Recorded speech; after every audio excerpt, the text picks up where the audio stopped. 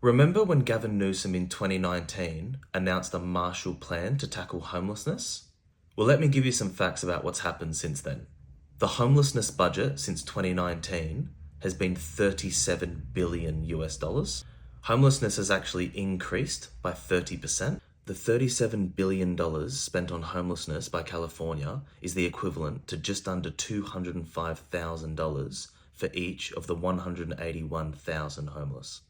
There are over 10 different state organisations to assist with homelessness, over half of which started in 2018. Since 2021, there's been no tracking or lodgements of what's happened with the money.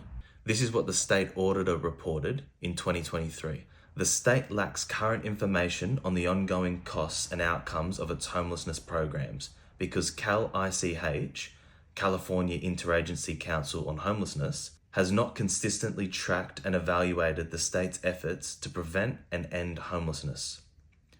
Cal-ICH has also not aligned its action plan to end homelessness with its statutory goals to collect financial information and ensure accountability and results. Another significant gap in the state's ability to assess programs' effectiveness is that it does not have a consistent method for gathering information on the costs and outcomes for individual programs. Wow.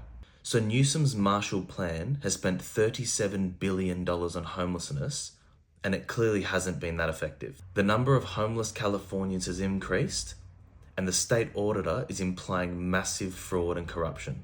And just to put the number of homeless Californians into perspective, if those 181,000 people were a city of their own, it would be the size of Akron, Ohio. But to his credit, he did show that homelessness could be taken care of. In 2023, San Francisco was the host city for the APEC Summit. The APEC Summit is an annual event where 21 world leaders from countries like Russia, China, Singapore, Australia, Philippines, the US, and others gathered to discuss economic development in the Pacific region. And Gavin Newsom cleaned up the city in just under 3 weeks. I know folks say, oh, they're just cleaning up this place because all those fancy leaders are coming into town.